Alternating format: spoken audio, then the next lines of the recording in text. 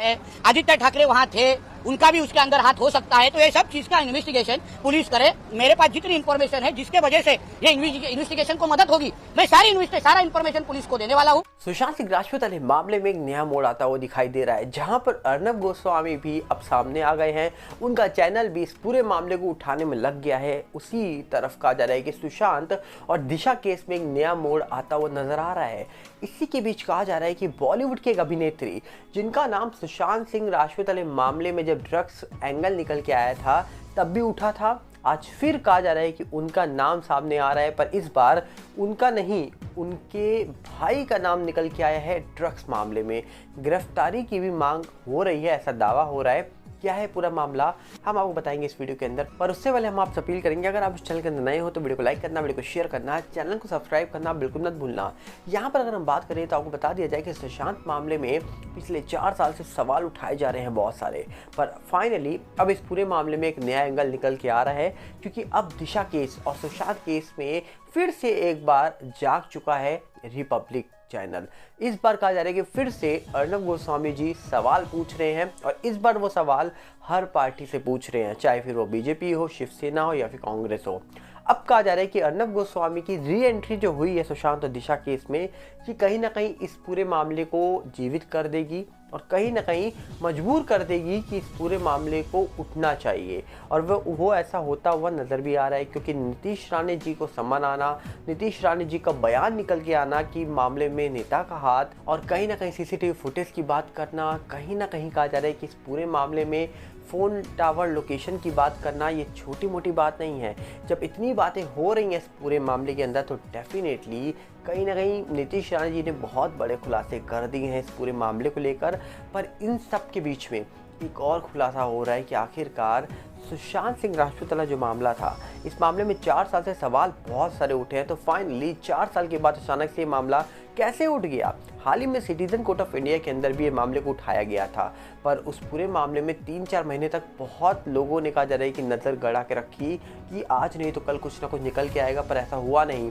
और फाइनली अचानक से नीतीश राणे जी सामने आते हैं और ये मामला फिर से जीवित हो जाता है, और अब पूछताछ चालू हो गई है दोबारा से। एसआईटी की टीम जो दिशा केस की जांच कर रही थी, वो सुशांत के दोस्त से भी पूछताछ कर रही है, और कहा जा रहा है कि नीतीश राणे जी से भी पूछताछ की जा रही है। अब क्या सारे सबूत सामने रखे जाएंगे? सारे सबूत सामने रखे जाएंगे तो क्या फाइनल रिपोर्ट सामने निकल के आ जाएगी? इन सब में लोगों की तो नज़र है, पर इन सब के बीच में एक खबर निकल के आती है कि अचानक से जो अर्नब गोस्वामी हैं, अर्नब गोस्वामी जब किसी मामले में लौट कर आते हैं तो वो बहुत बड़ी बात हो जाती है। अर्नब गोस्वामी की एंट्री कहीं ना कहीं ये बताती है, जताती है कि अब रुकने वाले तो नहीं है वो। उनके मन में बहुत सवाल हैं सुशांत दिशा केस को लेकर। शुरुआत से ही कहा जा रहा है कि उन्होंने जिस प्रकार पत्रकारिता की थी इस पूरे मामले को लेकर, जिस प्रकार सवाल पूछे थे, उन सवालों से कहा जा रहा है कि पिठानी तक लाइव कहा जा रहा है कि इंटरव्यू छोड़कर देश के सामने भागते हुए नजर आए थे। मतलब अर्नब गोस्वामी जी के सवाल के बाद कहीं ना कहीं सुशांत सिंह राजपूत के साथ रहने वाले स्टाफ मेंबर्स ने खुलेआम कहा जा रहा है कि लाइव डिबेट से भागने की कोशिश की, क्योंकि उनके पास बातों का जवाब नहीं था।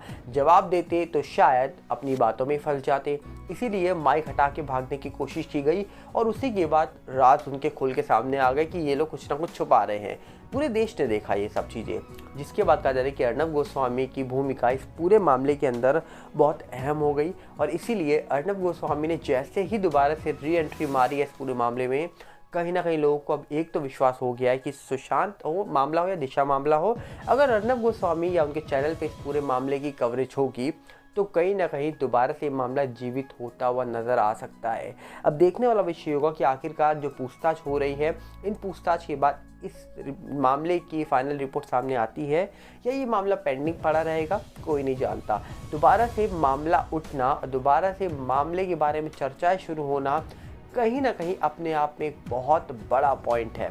आपको क्या लगता है? क्योंकि बॉलीवुड चुप होगा, बड़े बड़े लोग चुप होंगे, पर कहीं ना कहीं सुशांत सिंह राजपूत जो भोले के भक्त थे, डेफिनेटली आज नहीं तो कल सच सामने आएगा। आज नहीं आएगा तो कल आएगा, कल नहीं तो परसों आएगा, पर कहीं ना कहीं सुशांत मामले को आज भी बड़े बड़े लोग एक सिंपल मामला तो नहीं मानते हैं। उस मामले के पीछे गहरी साजिश की आशंका लोग आज भी जताते हैं। कई बड़े लोग 302 का दावा करते हैं, पर क्या हुआ था कोई नहीं जानता।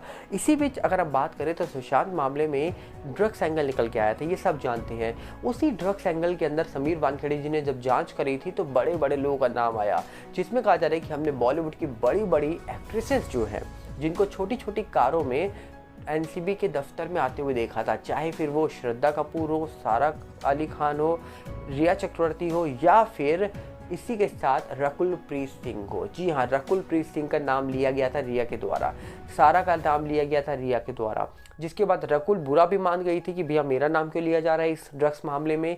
इसके बाद उनसे भी पूछताछ की गई थी, पर अब कहा जा रहा है कि जो रकुलप्रीत है उनके भाई हैं एक अमनप्रीत सिंह, जो स्ट्रगलिंग एक्टर बताए जाते हैं। हाल ही में उनको गिरफ्तार कर लिया गया है। एक जॉइंट ऑपरेशन हुआ है एनसीबी का और पुलिस का, जिसमें कहा जा रहा है कि 2.6 केजी मतलब लगभग 2 किलो 600 ग्राम कोकीन पकड़ी गई है, जो बेचने के लिए लाई गई थी, और जिसमें करीब 13 लोगों को गिरफ्तार किया गया है। इन्हीं 13 में से एक शख्स अमनप्रीत सिंह बताए जा रहे हैं, जो रकुल के भाई हैं। खबर तो यही निकल के आ रही है कि भैया ऐसा कुछ हुआ है, पर इन सब के बीच में अभी रकुल और उनके परिवार ने चुप्पी साध रखी है। अब कहा जा रहा है कि पुलिस जांच कर रही है, एनसीबी की टीम जांच कर रही है कि जो अमनप्रीत है इनका कनेक्शन क्या है, जो ये बेचने ला रहे थे चीज़ें। कहा जा रहा है कि ड्रग्स लेने देने की बातें चल रही हैं।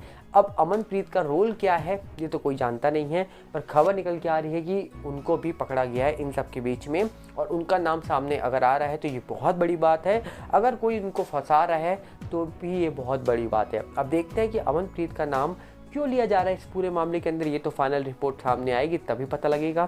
क्योंकि पहले रकुल का नाम 2020 में जब सुशांत मामला हुआ था तब ड्रग्स मामले की जांच हो रही थी, तब उनका नाम भी लिया गया था, और अब अचानक से उनके भाई का नाम जब लिया जा रहा है तो ये अपने आप में एक बहुत बड़ा सवाल है कि आखिरकार अब 2024 में 4 साल के बाद अचानक से भाई का नाम ड्रग्स एंगल में लेना अपने आप में बहुत बड़ी बात है। तो आपको क्या लगता है कि रकुल के भाई को जो पकड़ा गया है या फिर पकड़ने की कोशिश की गई है, क्या सही में उनके भाई का कोई भी रोल हो सकता है ये ड्रग्स के एंगल में, कोकीन के एंगल में? अपनी राय कमेंट्स में आप रख सकते हैं, पर आप अपनी राय रखेंगे तभी हम समझ पाएंगे कि आप इस पूरे मामले के बारे में क्या कहना चाहते हैं। तो उम्मीद है आप अपनी राय जरूर रखेंगे कमेंट्स में। हम मिलेंगे बहुत जल्दी। साथ में आपसे अपील करेंगे, अगर आप इस चैनल के अंदर नए हो तो वीडियो को लाइक करना, वीडियो को शेयर करना, चैनल को सब्सक्राइब करना बिल्कुल मत भूलना। और साथ में हमारे नए चैनल सागर भल्ला 18 जो यूट्यूब का है, इंस्टाग्राम पर सेम सागर भल्ला 18 है, फेसबुक है सागर भल्ला, इन सब के लिंक हमने आपको डिस्क्रिप्शन में दे रखे हैं। उम्मीद है आप उन चैनल के साथ भी जुड़ेंगे। और टेलीग्राम का चैनल भी आ चुका है, जिसका लिंक भी आपको डिस्क्रिप्शन में मिलेगा।